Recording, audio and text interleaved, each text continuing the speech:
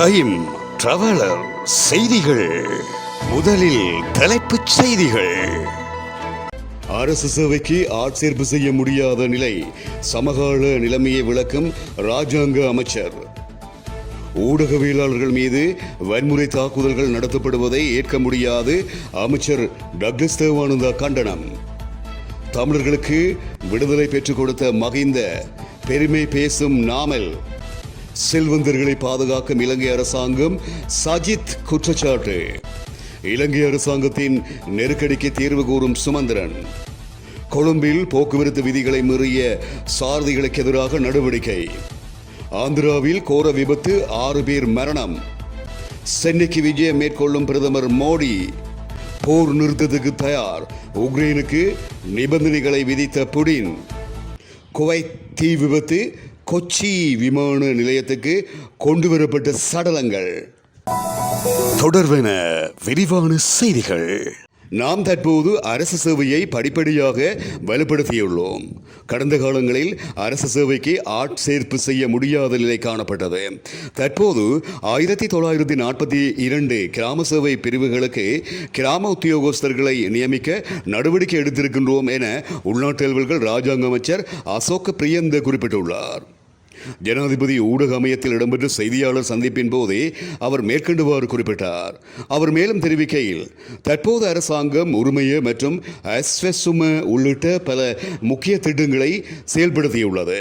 அதுடன் கடந்த காலத்தில் நிறுத்தப்பட்ட பல அபிவிருத்தி திட்டங்கள் தற்போது ஆரம்பிக்கப்பட்டுள்ளன. பன்முகப்படுத்தப்பட்ட நிதி ஒதுக்கீடுகள் ஊடாக கிராமம் மற்றும் நகரங்களில் மீண்டும் அபிவிருத்தி பணிகள் ஆரம்பிக்கப்பட்டுள்ளன. அதற்கு ஆதரவளிப்பது அரசு அதிகாரிகளின் பொறுப்பாகும். எனவே மக்களுக்கான கடமைகளை நிறைவேற்ற முடியுமான இந்த சந்தர்ப்பத்தில் நாம் அனைவரும் நமது கடமையை செய்ய வேண்டும். இந்த அமைச்சை பொறுப்பேற்ற போது நாட்டில் பல பிரச்சனைகள் ஏற்பட்டிருந்தன. ஆனால் நாம் தற்போது அரசு சேவையை படிப்படியாக வலுப்படுத்தியிருக்கின்றோம். நாட்டில் இயல்பான சூழ்நிலை காணப்படும் இந்த காலகட்டத்தில் ஊடகவியலாளர்கள் மீது வன்முறை தாக்குதல்களும் அச்சுறுத்தல்களும் விடுக்கப்பட்டு வரும் செயற்பாடுகளை வன்மையாக கண்டிப்பதாக ஈழமக்கள் ஜனநாயக கட்சியினுடைய செயலாளர் நாயகமும் அமைச்சருமாகிய டக்ளஸ் தேவானந்தா குறிப்பிட்டுள்ளார். யாழ்ப்பாண ஊடகவியலாளரான தம்பித்துரை பிரதீபன் அவருடைய வீட்டின் மீது அண்மையில் நடத்தப்பட்ட வன்முறை தாக்குதல் தொடர்பில் கருத்து கூறும்போதே அமைச்சர் டக்ளஸ் தேவானந்தா இவ்வாறு குறிப்பிட்டார். அவர் மேலும் தெரிவிக்கையில், ஊடகவியலாளர்கள் தாக்கப்படுவதை எந்த வகையிலும் ஏற்றுக்கொள்ள முடியாது. கடந்த காலங்களில் நாட்டில் எத்தனை தாக்குதல்கள், அச்சுறுத்தல்கள், கொலைகள் எல்லாம் நடந்திருந்தது என உங்களுக்கு தெரியும்.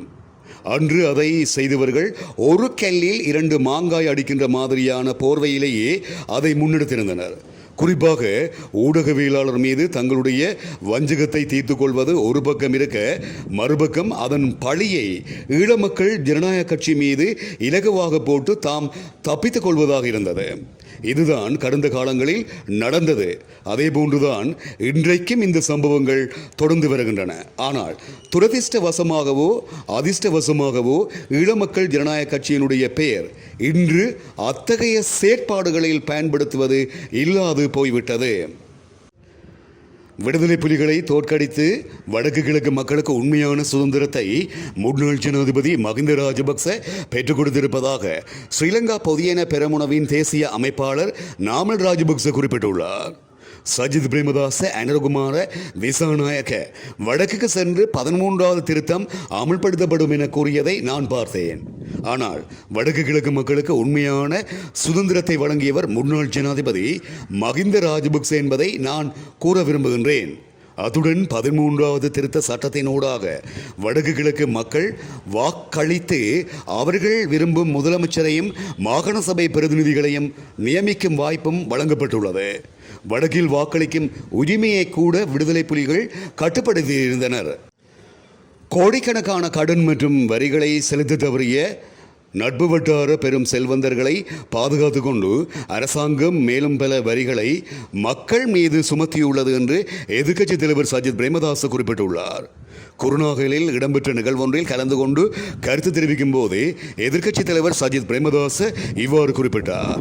தற்போது நாட்டு மக்கள் பல்வேறு இன்னல்களை சந்தித்து வரும் வேளையில் புதிய வகை வரிகளை மக்கள் மீது விதிக்க சர்வதேச நாணய நிதியம் அறிவுறுத்தியுள்ளது. மக்கள் தரப்பில் நின்று சிந்திக்காமல் மக்கள் மீது வரம்பற்ற அழுத்தத்தை திணிக்கும் சர்வதேச நாணய நிதிய ஒப்பந்தம் எட்டப்பட்டதே இதற்கு காரணமாகும். சர்வதேச நாணயத்திற்கும் செல்ல வேண்டும் என முன்னரே நாங்கள் கூறியிருந்தோம். அந்த நேரமே சென்றிருந்தால் நாடு இந்த நிலைக்கு வந்திருக்காது, இப்படி ஒரு பிரச்சனையும் ஏற்பட்டிருக்காது என நாடாளுமன்ற உறுப்பினர் எம்.ஏ. சுமந்திரன் குறிப்பிட்டுள்ளார். குறித்த விடயத்தினை அவர் ஊடகவியலாளர் சந்திப்பின் போது கூறியுள்ளார். இது தொடர்பில் அவர் மேலும் தெரிவிக்கையில், சர்வதேச நாணய நிதியத்துடன் நாங்கள் செய்து கொண்ட ஒப்பந்தத்தின்படி சரியான முறையில் நாட்டை முன்னெடுத்து செல்ல வேண்டும். தேர்தல் நடந்தாலும் நடக்காவிட்டாலும் மீண்டும் ஒப்பந்தத்தை நிறுத்தும் நிலைக்கு வரக்கூடாது என இலங்கைக்கான சர்வதேச நாணய நிதிக்குழுவின் தலைவர் கூறியுள்ளார். சர்வதேச நாணய நிதியத்தின் ஒப்பந்தமானது மக்கள் மயப்படுத்தப்பட்டதல்ல, அது பலதரப்பட்ட பிரச்சனைகள் உள்ளது. அதனை மீள மாற்ற வேண்டும் என்பது பல அரசியல் கட்சிகளின் நிலைப்பாடாக இருக்கிறது எனவும் சுமந்திரன் குறிப்பிட்டுள்ளார். கொழும்பில் பொருத்தப்பட்டுள்ள சிசிடிவி அமைப்புகளின் ஊடாக அடையாளம் காணப்பட்ட போக்குவரத்து விதிகளை மீறிய 4500க்கும் மேற்பட்ட வாகன சாரதிகளுக்கு அபராதம் விதிக்கப்பட்டுள்ளது. இந்த நிலையில் போக்குவரத்து பிரிவின் சிசிடிவிகள் ஊடாக கைப்பற்றப்பட்ட குற்றங்களின் காணொளி ஆதாரங்கள் மற்றும் வாகனங்களின் பதிவுகள் ஆகியன சம்பந்தப்பட்ட காவல் நிலையங்களுக்கு அனுப்பப்பட்டிருப்பதாக போலீசார் தெரியப்படுத்தியுள்ளனர். இதனையடுத்து வாகன உரிமையாளர்களுக்கு போலீஸ் நிலையங்களால் குற்றங்களுக்கான அபராத தாள்கள் விநியோகிக்கப்பட இருப்பதாக தெரிவிக்கப்படுகிறது. அத்தோடு இந்த செயல் திட்டமானது கடந்த ஜனவரி 22ஆம் நாள் கொழும்பில் ஆரம்பிக்கப்பட்டிருப்பதுடன் போக்குவரத்து விதிமீறல்களுக்கு எதிரான சட்டம் கடந்த பிப்ரவரி 1ஆம் நாளே ஆரம்பிக்கப்பட்டிருக்கிறது. இந்த நிலையில் சிசிடிவி கருவிகள் ஊடாக சாலை விதிகளை மீறுதல், போக்குவரத்து விளக்குகளை பின்பற்றாமை, தரிப்பிடங்களாக அறிவிக்கப்படாத பகுதிகளில் வாகனங்களை நிறுத்துதல் மற்றும் சிவப்பு விளக்கை மீறி வாகனம் ஓட்டுதல் போன்ற போக்குவரத்து குற்றங்கள் கண்டறியப்பட்டுள்ளன. மேலும் போலி இலக்க தகடுகளுடன் வாகனங்களை செலுத்தும் சில சம்பவங்களையும் இந்த செயல் திட்டத்தின் ஊடாக அடையாளம் கண்டிருப்பதாக போலீஸ் துறை அதிகாரி ஒருவர் தெரிவித்திருக்கின்றமை இங்கு குறிப்பிடத்தக்கது. ஆந்திராவில் 2 லொரிகள் மோதி விபத்துக்குள்ளாகியதில் 6 பேர் மரணமடைந்திருப்பதுடன் 5 படுகாயமடைந்திருப்பதாகவும் அந்த நாட்டு செய்திகள் தெரிவிக்கின்றன. ஆந்திர மாநிலம் கிருஷ்ணா மாவட்டத்திலிருந்து மீனவர்களை ஏற்றிக்கொண்டு பந்துமெல்லி நோக்கி பயணித்துக் கொண்டிருந்த லொரியை கெண்டெய்னர் வாகனம் ஒன்று முந்திச் செல்ல முற்பட்டதில் இந்த விபத்து இடம்பெற்றிருக்கிறது என்பது இங்கு குறிப்பிடத்தக்கது. எதிர்வரும் 20ஆம் நாள் பிரதமர் நரேந்திர மோடி சென்னைக்கு விஜயம் செய்ய உள்ளதாக தகவல்கள் வெளியாகியுள்ளது. சென்னை எழும்பூர் ரயில் நிலையத்திலிருந்து நாகர்கோவில் வரை இயங்க உள்ள வந்தே பாரத் ரயில் சேவையை பிரதமர் மோடி ஆரம்பித்து வைக்க உள்ளார். நாடாளுமன்ற தேர்தல் முடிவடைந்ததும் பிரதமராக பொறுப்பேற்றுள்ள நரேந்திர மோடி முதல் முறையாக சென்னைக்கு விஜயம் செய்ய உள்ளார் என்பது குறிப்பிடத்தக்கது. நடந்து முடிந்த நாடாளுமன்ற தேர்தலில் தேசிய ஜனநாயக தலைமையிலான கூட்டணி மத்தியில் அரசு அமைத்துள்ளது. மோடி 3வது முறையாக பிரதமராக பொறுப்பேற்றுள்ளார். பிரதமராக பொறுப்பேற்றதும் பிரதமர் மோடி முதல் பயணமாக G7 மாநாட்டில் பங்கேற்பதற்காக தற்போது இத்தாலி சென்றுள்ளமை குறிப்பிடத்தக்கது. உக்ரைனில் போர் நிறுத்தம் செய்வதற்கு ரஷ்ய ஜனாதிபதி விளாடிமிர் புடின் 2 நிபந்தனைகளை விதித்துள்ளார். அதாவது, ஆக்கிரமிக்கப்பட்ட 4 பிராந்தியங்களில் இருந்து உக்ரைன் தனது படைகளை திரும்ப பெற தொடங்க வேண்டும் எனவும் நேட்டோவில் சேருவதற்கான திட்டங்களை உக்ரைன் கைவிட வேண்டும் எனவும் அவர் தனது நிபந்தனைகளை விதித்திருக்கின்றார். இந்த நிபந்தனைகளை ஏற்று செயல்பட்டால் உடனே போரை நிறுத்த உத்தரவிடுவதாகவும் பேச்சுவார்த்தையும் நடத்தப்படும் எனவும் ரஷ்ய ஜனாதிபதி விளாடிமிர் புடின் வாக்குறுதி வழங்கியுள்ளார். உக்ரைன் ரஷ்ய போர் 2 ஆண்டுகளுக்கு மேலாக நீடித்து வரும் நிலையில் இந்த போரில் இருதரப்பிலும் ஏராளமானோர் மரணமடைந்துள்ளனர். அமெரிக்கா உள்ளிட்ட நாடுகளின் ஆதரவுடன் ரஷ்ய படைகளுக்கு எதிராக உக்ரைன் பதிலடி கொடுப்பதால் போர் தொடர்ந்தும் நீடித்து வருகிறது. பாதுகாப்பிற்காக நேட்டோ கூட்டமைப்பில் இணைய உக்ரைன் முயன்றமையினால் அந்த நாட்டின் மீது ரஷ்யா தனது இராணுவ நடவடிக்கைகளை முன்னெடுத்தது.